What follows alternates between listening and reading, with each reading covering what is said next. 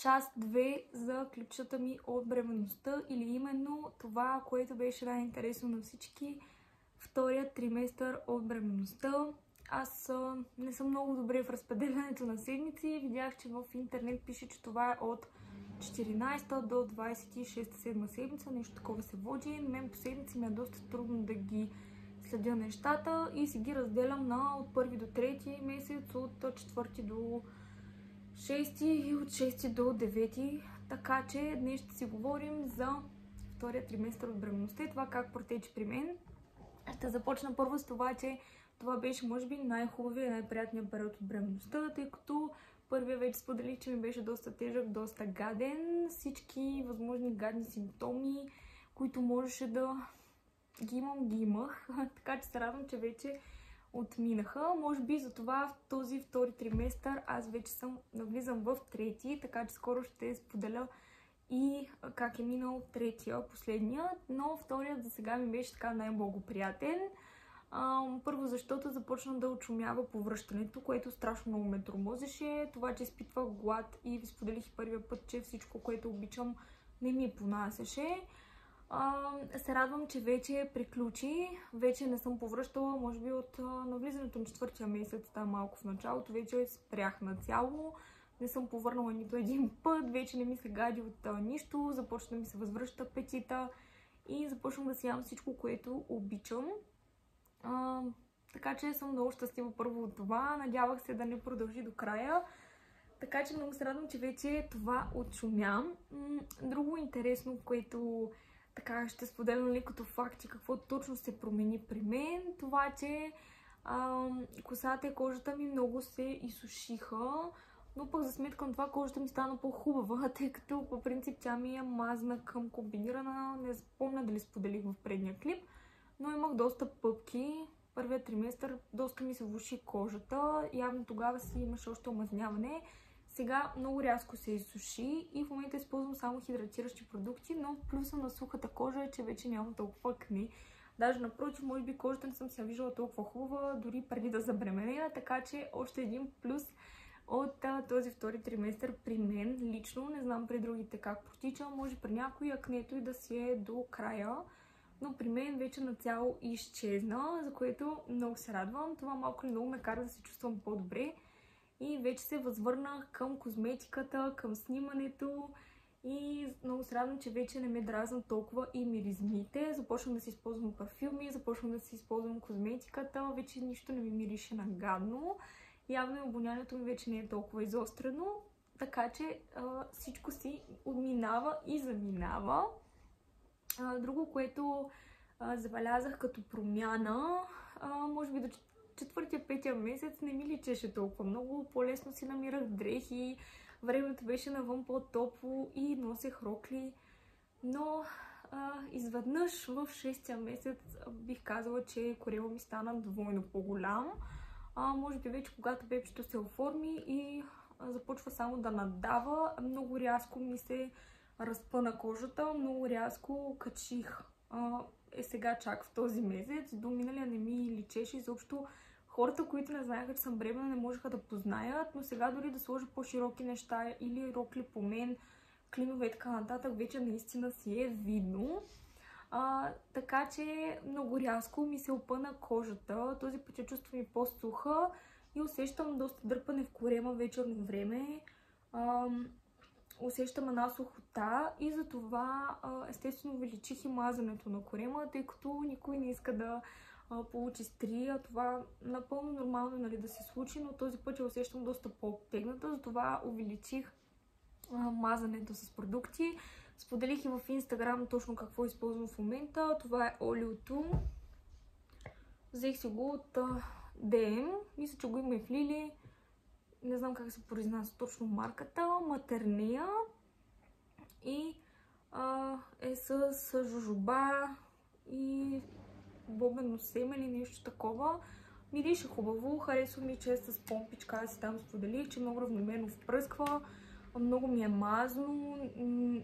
Мисля, че добре хидратира. За сега съм доволна, но истината е, че когато си коментирахме с доста майки в Instagram, те ми споделиха и на Ориаж продукти, на Авене, споделиха ми и на Palmer's, които използвах аз предния път, но не бях доволна от тях. Не видях кой знае какъв ефект, пък и там беше лосион. Този път исках да си е олио-олио, но ще пробвам някои от другите неща, които ми препоръчаха, тъй като това скоро ще свърши. Аз имам още 2 месеца, в които най-много трябва да се мажа, така че ще пробвам някои от другите продукти, които ми препоръчаха със сигурност. Но за сега от този съм доволна, бюджетен е, но реално ефекта дали този продукт ще подейства се вижда след като родиш. Така че на този етап още не мога да дам много обективно мнение, просто показвам какво използвам аз. И това, че в триместър вече със сигурност трябва поне 2-3 пъти на ден да се мажете, защото вие самите ще усещате сърбеж в корема. Поне при мен е така, доста ми се суши, доста ми се обтегна кожата от рязкото увеличаване на коремчето. И така увеличих общо взето мазането на кожата. Усещам сухота и на косата. Доста по-суха ми е от преди, затова съм изцяло на хидратиращи продукти. Тук също си мажа, доста кожата направо ми се бели. Предния път не ми беше така с предишната бременност, затова казваме, че всяка една е различна, в което си има и плюсове и минуси, разбира се. Започнах да усещам и подготвителните контракции. Съответно, може би от петия месец нататък вече станаха по-отчетливи. Когато съм правила повече неща през деня, вечерта усещам контракции, стягане на корема, така буквално като футболна топка ми се стяга, после пак се отпуска и реално не е много приятно усещането. Аз поделих и на лекаря на последния преглед.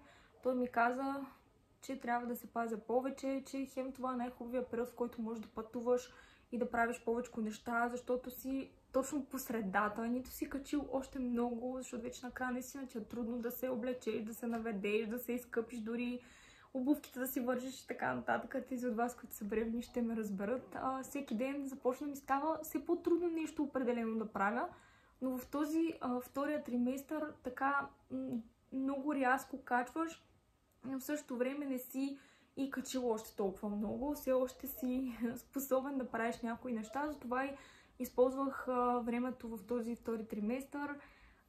И времето естествено е хубаво и ми позволи да съм всеки ден някъде с приятелки, на пазар, на кафе и се възползвам от хубавото време докато мога, защото третия, последния триместър, който сега започва при мен, ще го изкарам в зимните месеци, в които няма да имам толкова възможност да съм навън, така че със сигурност използвах плюсовете на втория триместър и на хубавото време да съм навън. Така ми мина доста бързо времето, за което много се радвам и това, че очумяха доста от неприятните симптоми. Опитваш се да си намериш всеки ден какво да правиш. Естествено, настроението ми отново е всеки ден много различно. Имам си някакви такива... С бременните жени ще ме разберат, нали, някакви състояния, в които се депресирам, защото си мислиш, че вече си станал едва ли не супер огромен, нещата, които се случат малко или много ти повлияват, по-чувствителна съм.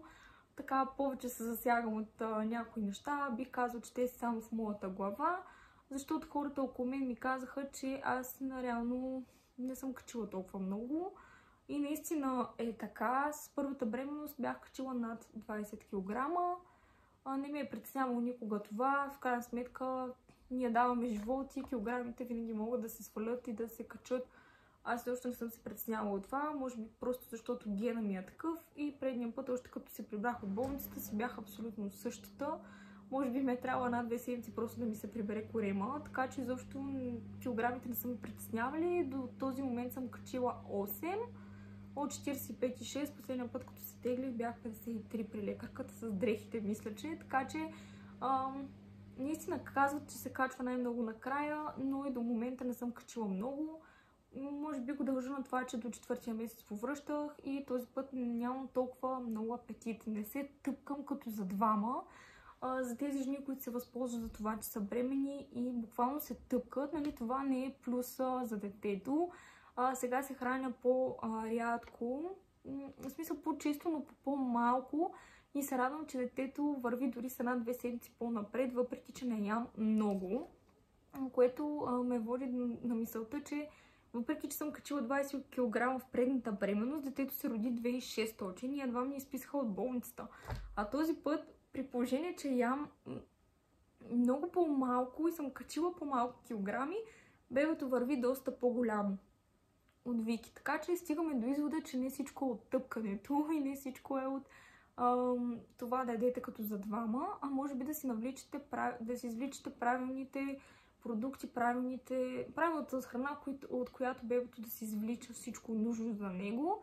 Така че дори да съм качила малко килограми, съм сигурна, че този път бебето ще се роди по-голямо от предишното, което е пореден факт и доказателство, че това колко ще качиш няма значение колко ще се роди детето. Така че гледайте да сте по-ограничени и да не се тъпкате с лични неща, които може да са ви в минус. Това стигнах аз до този извод и се радвам, че този път съм качила по-малко, но бебето върви доста по-добре от първия път. Така че за мен после ще е по-лесно да ги сваля, тъй като аз съм качила само леко бузки на лицето, ми са оформили, което е нормално и имам само корем, наистина само корем, за което много се радвам. Не знам при другите как е, при всеки е различно, но със сигурност това много ме радва. С дрежките естествено по-трудно ми стана. Сега ще споделя и точно какво си взех. Поръчах си едни дънки от About You за бремени. Имах доста по-високи очаквания, защото дадах доста пари за тях.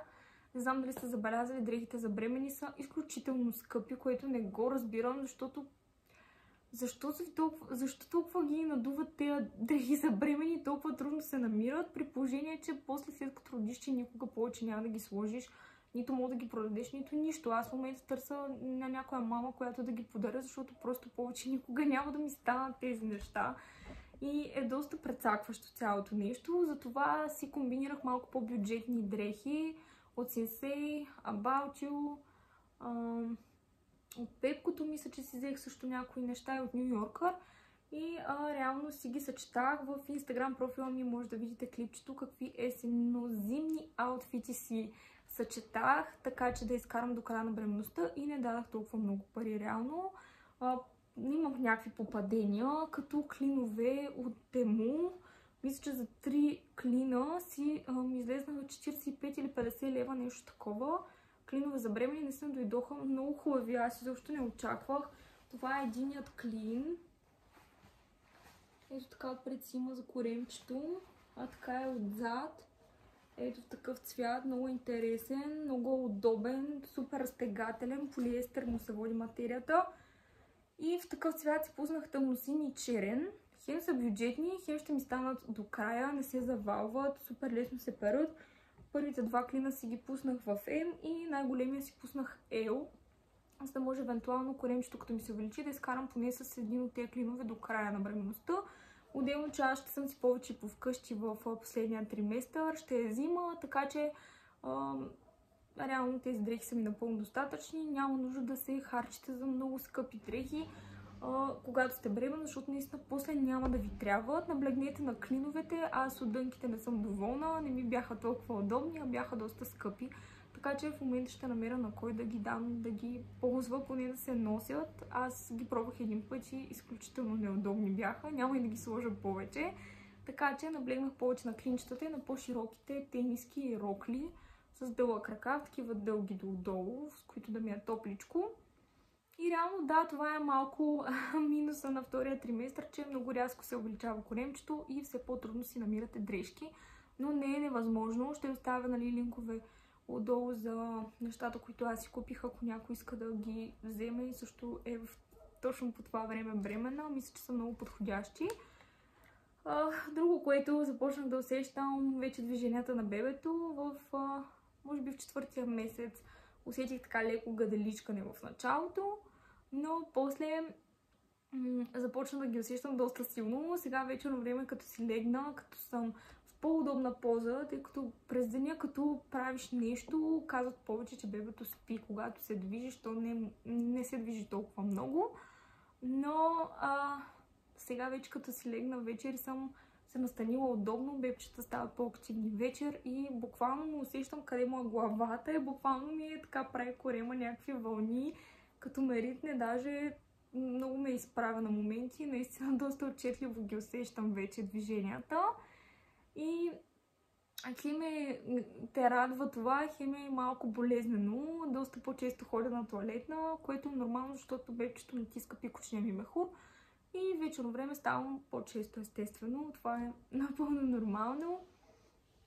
Усещам, нали, и киселените, което значи, че детенцето ще има и косичка, за което нямам търпение вече. Наистина това е много, много вълнуващо. Наистина нямам търпение вече да го видя. И така. Като за край на видеото, не знам дали споделих всичко, което мислех. Това съм си записала поне при мен. За храната, кожата, че ми е по-изсушена косата. Вече, че усещате бебчето, че на втората фетална морфология вече го виждате доста по-добре оформено и по-отблизо, но реално изследванията, които правите и всичко останало при лекаря са абсолютно ни същи като първия път. Нищо не се е променило. Единствено като нещо, което бих дала, нали, като съвет, да се увеличи магнезия и да си давате нужната почивка, когато усетите, за да не получавате толкова рано контракции, тъй като може да ви приемат за евентуално някакво задържане на бебчето, така че просто увеличете магнезия, пазете се, не се претоварвайте, но и не се залежавайте. Това бих дала като съвет. Нещо друго, ако съм изпуснала, може да ме питате в коментарите. Мисля, че за козметиката също, нали, дрехите споделих какво съм си взела, така че ако някой има още въпроси, може да пише отдолу, за да ги включа в третата последна част, а именно третия триместър на бременността, която ще споделя след като мине, всъщност как е минала при мен. Така че за всички, които са бремени и ме гледат, насладете се наистина на този период, особено ако сте във втория триместър, тъй като той е най-приятният, поне при мен така беше. И просто си кажете, че това е нещо, което ще мине, в каквито и кризи и нервни състояния да изпадате. Това е нещо, което е за хубаво, за добро, така че стискайте зъби, всеки го е минал, ще го минете и вие. Бъдете по-смели, не се притеснявайте от това как изглеждате. Това е просто период, временен период и много неща не зависят от вас. Така че и това ще мине. Надявам се да съм била полезна, да съм включила всичко, което е нужно. И ако нещо съм изпуснала, пишете в коментарите, абонирайте се за канала и очаквайте скоро и трета част. Чао!